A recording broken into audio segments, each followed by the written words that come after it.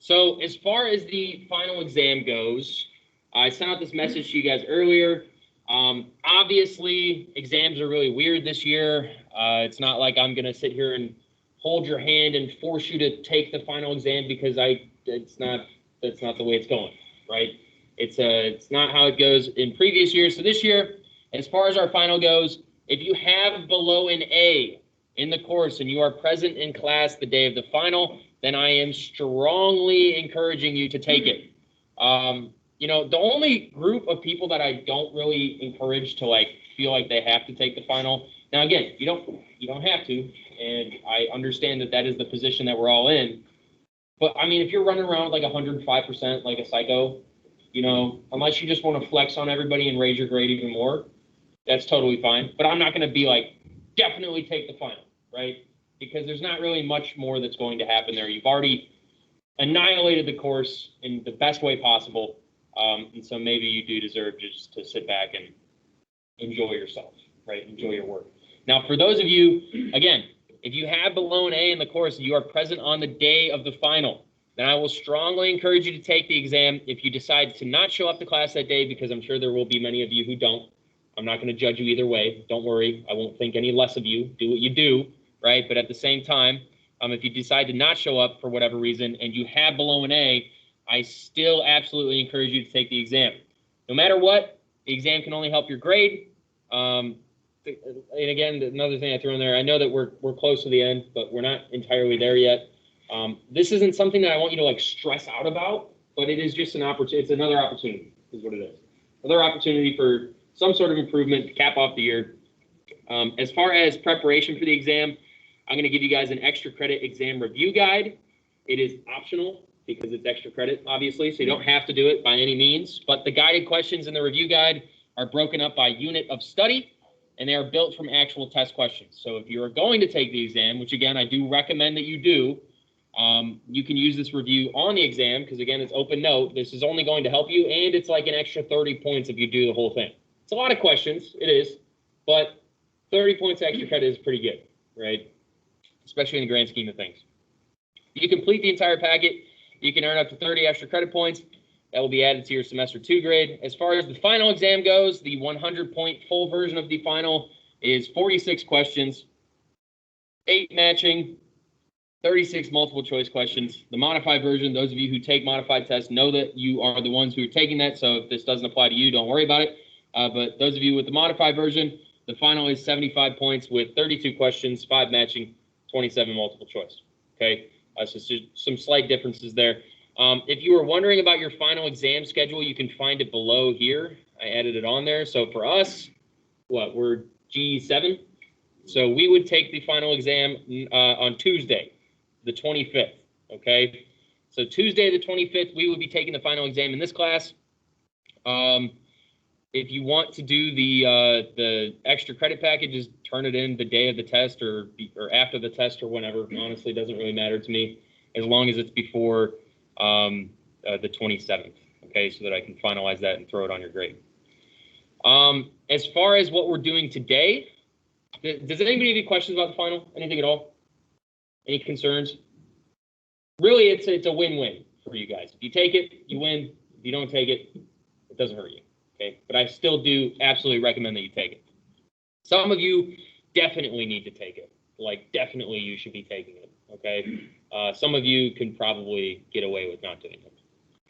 If you are I don't know, if you have a 75 or an 80 or anything like that, I would definitely recommend it because the difference between a 70 and an 80 and a 75 and an 80 or an 85 and a 90 on your grade point average, you guys are in the point in your high school career where you can still make some differences there. If you were a senior, maybe it'd be a different story where things aren't really going to change around, but any little thing that you do does help. As far as what is going on for today, we are going to finish Unit 13. That's Nixon, Ford, and Carter, Day 3. And then as a compromise to you guys, some other teachers are testing over this unit. I just decided to do a quiz, so it's worth, I think, 10 points. If you go through the quiz, there is one question that is four matching questions here. And then there's another question, I think 2 through 7. Okay, so there's, I guess, 10 points total. go through. I took some of these questions from the actual test that we would have taken, but I figured this would be a little bit easier on everybody. Those of you in person, we are going to start watching a film today, Argo. Those of you online, we won't be watching it online just because I just don't have the streaming capabilities to do it. I'm streaming it through like HBO, and it won't present to anybody on Microsoft Teams. But don't worry, there's no questions associated with the movie. It's more like enrichment, end of the year, kind of like, hey, here's something to watch. And it focuses on the Iran hostage crisis, which is what we end the unit with anyway, okay? This is where you can find your extra credit final exam review guide. If you go through this, this is what it looks like. There's a Google Docs version on there. There's also a Microsoft Word version on there. Mr. Termel was nice enough to put this together for his students and then send it my way so that you guys could use it. All of this stuff, it relates back from Unit 8 all the way to Unit 13. Okay, so a lot of this stuff, you know, you might just know off the top of your head. And if you can answer it, you answer it off the top of your head. If you can't, then you can use your notes just like you would use them on the exam. It only comes together to help you out in the end. Okay, so there's 54 questions. Again, if you do all of them, then you get 30 extra credit points. And it's a kind of a pretty sweet deal there. Okay. Okay. Any question about anything I've talked about? Nothing? We're all on the same page? All right. So we will do notes. We will do the end of unit quiz. And then those of us in person will watch the film. Those of you online, I would recommend maybe, I don't know, take the remaining class time today, if you have it, to fill out some of that exam review guide. But you'll probably get out of here about 20 or so minutes early, maybe 30. But let's go ahead and go through the notes really quick. Make sure those of you guys up front that you guys are taking notes as well as we go through this. Aid, make sure you got something. Day 3. All right, so day 3, what we're looking at here is actually some images from the Iran hostage crisis. Some of this stuff, you know, sometimes I have to go through my pronunciation on a lot of these things. It's one of the harder parts of being a history teacher, for me at least, is experiencing new words that I'm not incredibly used to. So there are some things that even in the last class when I was teaching, I mispronounced some things, so I was going through them in lunch to see if I could figure out the correct pronunciation. So if I mess up a pronunciation of something, you know, just only harass me a little bit about it, just a little bit. But anyways, the Iran hostage crisis. This is a famous image from that. The big kind of discussion today is foreign policy and what happens with foreign policy across the board with all these different presidents. As far as Ford goes, his foreign policy is pretty much in line with Richard Nixon. That's really no surprise. Ford is thrust into the presidency almost kind of like weirdly, you know, he's not the vice president, so it's not like a normal case of presidential succession that we've seen before. If you remember, Spiro Agnew is the vice president for Nixon. Spiro Agnew himself has his own corruption scandal, resigns, and then Nixon's like, all right, Ford, you're up. Promotes Ford to vice president, and then Nixon is essentially fired, and then Ford's like, oh, now I'm the president, right? And now he's got to run the United States, just like that. Ford made it clear to the Soviets that despite Nixon's resignation, the United States still hoped to pursue what is called détente. Détente was an effort to lessen tensions between the Soviet Union and the United States that had existed since the end of World War II. Now, détente is not like everything's fine, right? It's something to work towards. It doesn't mean complete trust. It doesn't mean a formal alliance. It's more like a period where the two nations can begin to explore ways in which they could work together for both national security and economic goals. In other words, as far as the Cold War winding down goes, it's not like they just slammed their foot on the brakes, right? Instead, the Cold War ending is like somebody who sped up to 60 miles per hour and then just took their foot off the gas and now they're just coasting until they hit zero, right? Does that make sense? It's not just like, and it's done, we're all fine. There's a decent amount of time while this stuff kind of de-escalates. So as they're pursuing détente, Ford and the Soviet leader Leonid Brezhnev met in late 1974. They endorsed what is called the Helsinki Accords. When they meet for the Helsinki Accords, they are recognizing the existence of boundaries of European countries established at the end of World War II.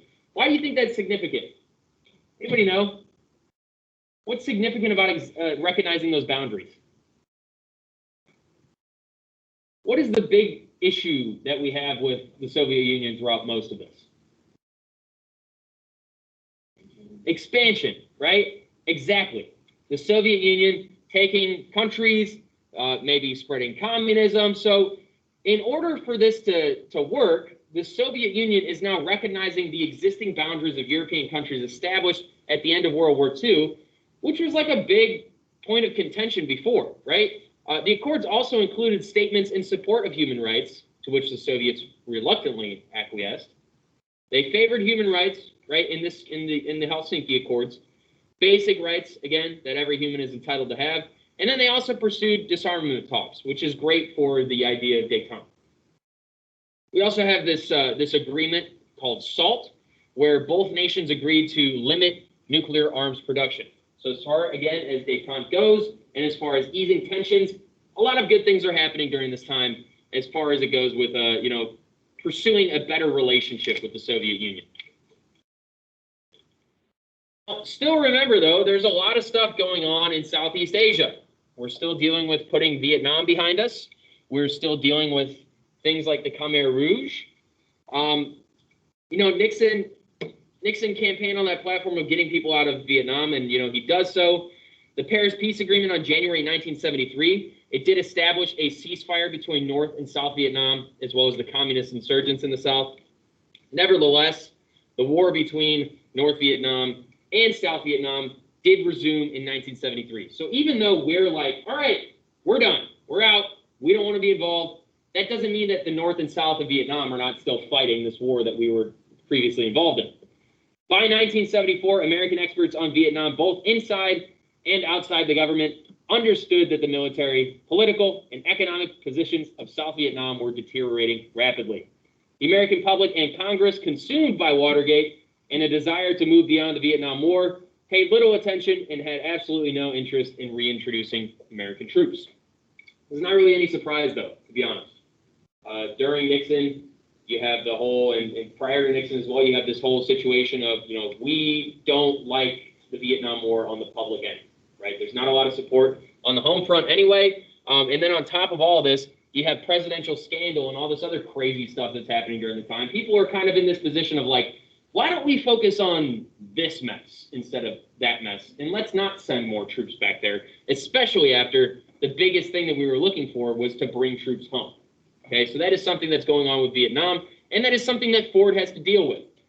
So we also have, and I don't know if anybody has read up on the Khmer Rouge at all. This is the government in Cambodia led by Pol Pot, which is beginning a genocidal slaughter of civilians. They killed nearly 1.5 million people between 1975 and 79. This is important, especially in the context of like what we talked about with the Nuremberg trials, what I've talked about with some of my other classes involving Rwanda, when we look at things like genocide. Now, the interesting thing with Cambodia is that it's just one of those situations where you'd be hard-pressed nowadays to find, and it's not that you can't, but you'd be very hard-pressed nowadays to find somebody who was like directly living through something like the Holocaust, right? It happened a long time ago at this point, or what feels like a long time. As far as Cambodia goes, it's a situation that's, especially in Rwanda as well, but Cambodia being a situation so fresh that even I, this past year, had met somebody whose mother had immigrated from Cambodia and lived through this experience. This is a really horrific, kind of terrible, terrifying genocide in general. Either way, just keeping that in mind, do know that the U.S. does not intervene. The UN, in issues involving the UN as well. We have 1975, South Vietnam fell to North Vietnam. Thousands of Vietnamese tried to escape. Now, with the Ford administration, his administration did oversee the admission to the United States of tens of thousands of Vietnamese refugees. With this, we also have this idea in this story of what were called boat people. So boat people are kind of literally what it sounds like, people who traveled on boats. The issue with this is that a lot of these boats were unseaworthy. These are Vietnamese refugees who are kind of trying to escape this situation. Boat people had to face storms, diseases, starvation, and even elude pirates. The boats were not intended for navigating open waters and would typically head for busy international shipping lanes some 150 miles to the east. The lucky ones would succeed in being rescued by freighters or reach shore 1 to 2 weeks after departure, whereas the unlucky ones continued their perilous journey at sea, sometimes lasting a few months long, suffering from hunger, thirst, disease, and pirates before finding safety or before not finding safety. This is known as the largest mass migration in modern history. Oftentimes, they would find refuge in the U.S. and Canada, and one of the reasons why those are kind of the two hotbed places is because with the combination of economic sanctions, the legacy of the destruction left by the Vietnam War, policies of the Vietnamese government, and conflicts with neighboring countries, there is a huge humanitarian crisis happening here. And on top of that, the reason why people are coming to the U.S. and Canada is because a lot of Southeast Asian countries are increasingly unwilling to accept more boat people on their shores. So this is what we see happening during Ford's presidency with Southeast Asia. Now, as Carter comes through, there's a huge difference in the way that Carter approaches foreign policy. This is the big, gigantic differences between these presidents. When Carter comes in, his foreign policy, he's hoping to have it guided by a concern for human rights. He wants to end acts of political repression. In part, this desire is stemming from the practical politics of Carter's administration. He has his promises during the 1976 campaign that his administration would highlight human rights, proved popular with the voting public. So when he's going through and talking to everybody like, hey, I'm campaigning on a platform of being a Washington outsider. I am a man of the people. I believe in human rights. I believe in ending political repression. People are like, yeah, sounds good to me. And so he's trying to carry forward with that. And this is something that he really does try to do. Just as important, Carter's emphasis on human rights was consistent with his own beliefs on the necessity of living one's life in a moral way. Now, as far as these foreign policies go when they actually go into practice, there's definitely some calamity here. There's definitely some struggles. But there's also some positive things as well. Looking at the relationship with the Soviets, we did still work to achieve détente. We continued efforts at arms control all the way up until 1979, when the USSR invaded Afghanistan in late December 1979. Okay, the Soviet Union intervened in support of the Afghan communist government in its conflict with anti-communist Muslim guerrillas during the Afghan War, which stemmed from 1978 to 1992. And they remained in Afghanistan until mid-February 1989. Carter then withdraws from SALT, which is that treaty. He withdraws it from the Senate. He then imposes sanctions, which are otherwise known as like penalties, on the Soviets, and then the U.S. boycotted the 1980 Summer Olympic Games held in Moscow. Interesting to note as well that this is like a time where, like, you know, of all times, this is where like huge patriotism and nationalism and everything is rampant in things like the Olympic Games. What's that one movie with the hockey team? I always forget. Is it Miracle on Ice? Miracle? Yeah, that's telling like the true story of like basically a fantastic comeback against the Russians and kind of like a crazy. Is it Disney? Is that a Disney movie? I think it might be. I don't know. Either way, it's a pretty solid movie. I haven't seen it forever. If you want a good feel, you know, great about being an American movie, that's the one to watch. As far as Carter does with his foreign policy involving human rights in the developing world, Carter is looking at the poor nations of Asia, Africa, and Latin America. He's looking at the non-industrialized nations. Carter is breaking from what other presidents did before him. Presidents before Carter becomes like a stage of the Cold War. It's like there's before Carter in foreign policy, and then there's foreign policy after Carter. That is how different a lot of the stuff is that he's doing. Carter's breaking from the mold, okay? Carter thinks that relations should revolve around the expansion of human rights, something that we talked about. And he also altered the relationship that the U.S. had with a number of dictators, which is just an interesting sentence in general. As far as this goes, the United States took tangible actions, including the suspension of military or economic aid to protest the human rights practices of the governments of Chile, El Salvador, Nicaragua, and Uganda. So what's happening is Carter comes in, and where we may have had a loose relationship or even a permissive relationship with some of these dictators before, Carter looks at this and says, no, these are human rights violations, like we shouldn't be so easy on these guys. And when that happens, especially with like Nicaragua, we have General Somoza there. He's ruling as a harsh dictator. When we withdraw support, Somoza actually loses so much power that he has to flee the country. So that just goes to show how much kind of impact the U.S. does have on some of these areas. As far as some of the other situations that Carter goes through, U.S. and Cuban relations do worsen. Castro announces that anyone could leave Cuba from the port of Mariel for the United States. So Castro's like, hey, you know, before, I know it was a big deal about me not letting you guys leave and all that stuff, but here I am now telling you that you are allowed to leave from the port of Mariel for the United States. In doing this, Castro also went ahead and started to basically enact the leaving of refugees from jails and mental health facilities in Cuba, right? So Castro is basically saying, with this, yeah, you guys can leave, and also the United States, like, you guys should also take everybody who's in our prisons and everybody who's struggling in our mental health facilities, and this is something that, you know, here you go, right? The arrival of the refugees in the United States did create political problems for U.S. President Jimmy Carter. The Carter administration did struggle to develop a consistent response to the immigrants because, you know, at the same time, the Carters are like, okay, like Carter administration's like, all right, yeah, we'll take refugees. And at the same time, when Castro's like, all right, and also take our prisoners. That's obviously not the best look in the eyes of politics, right? Especially given our country and the way that a lot of things with immigration are thought of. In addition to this, you have the Mariel boat lift. The Mariel boat lift was a mass immigration of Cubans who traveled from Cuba's Mariel Harbor to the United States between April 15th and October 31st, 1980. You have an additional issue here too, the Panama Canal. This is a big kind of area of criticism for Jimmy Carter. He negotiated the return of the Panama Canal by 1999 and also negotiated an end to the U.S.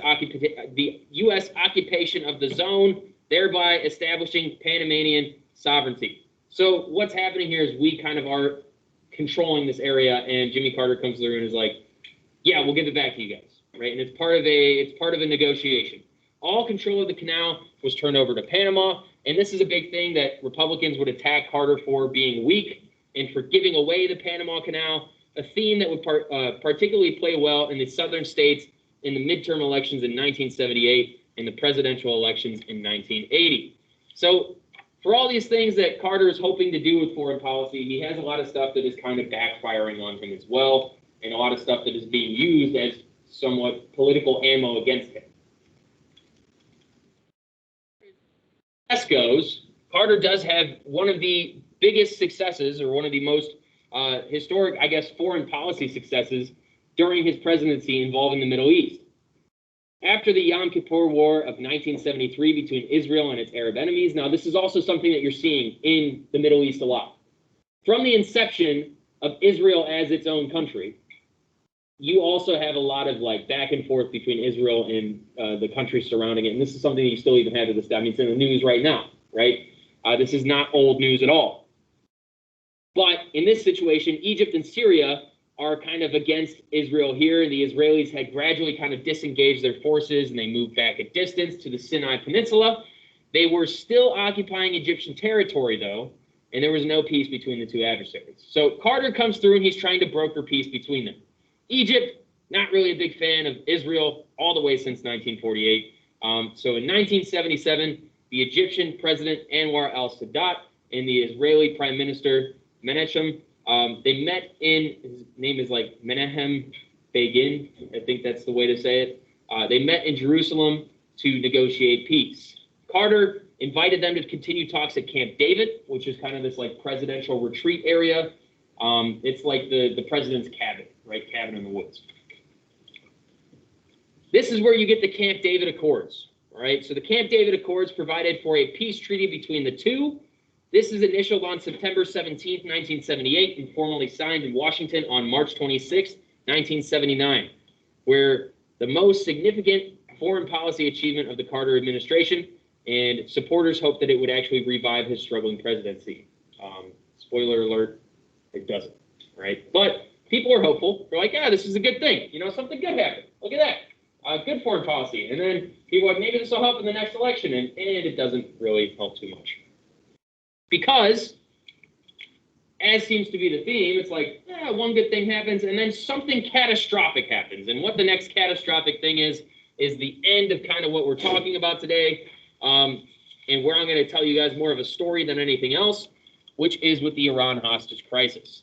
So, with this situation, this is an excerpt from what is called the Miller Center, the source that I was looking at when I was finding out some more information about this. So, revolving around the hostage crisis, and the reason why it's important, and the reason why Iran is such a big deal, Iran had become important to the 20th century chessboard for two reasons. Oil had been discovered there in 1909, and it was considered the geographic cork that kept Russia in the Asian bottle and out of the Middle East. As far as like Allied involvement, the British, through Anglo-Dutch shell oil, had reaped Iranian oil for almost nothing through mid-century, but in 1951, a volatile new prime minister, Mohammad Mossadegh, threw them out. So you have an issue with the British and Iran, British basically taking advantage of Iran, and then when you have somebody else come through, new leadership in Iran, they throw out the British, right? The American government became concerned that Iran was now ripe for Soviet takeover, as they seem to be about every government at this point. The Central Intelligence Agency staged a coup that toppled the prime minister and restored power to the Pahlavi ruling dynasty, whose monarch at the time had been reduced to a figurehead under Mossadegh. This leader, the Shah, was allowed to govern once rights to 80% of the oil were ceded or transferred to the American and British interests. So basically what happens is the British are taking advantage of Iran for all of their oil, and then this other guy comes in and kicks out the British, and then we are like, oh no, this is open for the Soviets. And so then we now establish with a coup our own ruler who was allowed to govern once rights to 80% of the oil were transferred to American and British interests. So you can see where a lot of the irritation and anger comes from there, obviously. This also made the Shah a Western puppet in the eyes of many Iranians. But the Shah, emboldened by American support over the years, became increasingly tyrannical towards his people. He did things like outlawing rival political factions. He deployed one of the world's most feared secret police agencies. And all of this resulted in countless human rights violations. By the time of the Carter presidency, discontent with the Shah was widespread in Iran, and so was civil disorder. Again, if you didn't realize, Shah is another word for ruler. The Shah's biggest opposition was led by a radical Islamic group that wanted to create a government adhering more strictly to their faith's teachings. Their supreme religious leader, Ayatollah Khomeini, had been in exile in Paris for 15 years, but by early 1979, the conservative Islamic movement had become so strong that the Shah was forced to flee Iran and turn over power to a new group of Western-oriented technocrats. The Ayatollah returned to his homeland soon afterward and was instantly installed by 1 million Iranians marching on the capital as the nation's undisputed leader. So, as a breakdown again, with Iran, they're getting kind of taken advantage of for oil. You have this guy comes in and he says, no more of that, kicks him out. Afterwards, we get scared. We install our own leader in Iran and use that leader to basically take advantage of more oil. This leads the leader to become emboldened and get kind of radical and go kind of crazy with a lot of this kind of human rights violations and things like that. Eventually, this leads to enough anger and irritation in Iran that people kind of exile this guy and kick him out. And then even more so, what happens later on is this guy's, again, he's basically removed from power. People hate the Shah, right? They hate the Shah in Iran, like a lot. And then he ends up getting cancer. And when he gets cancer, he flees to the United States. And this is a huge issue because they want to basically put the Shah on trial. And now here he is in the United States being treated by the United States. And this is where the next part of the story kind of comes in. So the Ayatollah takes over. Carter allows the Shah to enter the U.S. to receive treatment. In November 1979, this sparks outrage. Islamic student militants loyal to the Ayatollah overran the American embassy in Tehran, Iran's capital. They seized 66 Americans and held them hostage. They demanded the Shah's return to stand trial. In addition to this, they demanded money and they demanded property that the Shah had stashed outside Iran. And an apology from America in all of this, as well as, the fact that they literally considered us what they would call the Great Satan. So again, 66 Americans are taken. Carter looks at this and he's like, oh my gosh, this is like that situation where it's like the president doesn't know what to do because this whole policy of we don't negotiate with terrorists is still coming into play. Or we don't negotiate with anybody who's taking a hostage or anybody who's taking or trying to impede terror on the United States, anything like that, right? Carter fails to win their release for a long time. Carter does things like freeze billions of Iranian assets. He begins secret negotiations. Nothing is working, right? And all of this makes the U.S. feel weak. Finally, Carter approves a secret military mission to attempt to free the hostages, but there's some disaster there as well. Again, like I said, all of this makes the U.S. feel weak. Carter's approval rating drops so badly, and he was up for re-election within a year. He's doomed his potential presidency. When the Republicans heard about this and they're hearing about all this situation, they use this and they make a major issue of his performance in the crisis. Eventually, near the end of his administration, Carter does conclude an agreement that led to the release of the hostages. It overlaps with like the Reagan administration, and I think there's a situation where Reagan is kind of there when this happens, but he brings in Carter to kind of give him the fruits of his labor, right? So that is what we have for today. That is the remainder of our unit. That is all we got. This whole unit is available. If you go to where it says Finish Unit 13, you can find the full PowerPoint on there if you need to look at anything. Other than that, the only thing that I ask you online and those of you in person is that you now complete the end of unit quiz. Like I said, you got 4 matching right up here, and then you got questions 2 through 7. All right, they're multiple choice, pretty easy. I think you get unlimited attempts or at least 2 attempts, something like that, and it's open note. So go ahead and work on that now. And then those of you online, you're good to go, even though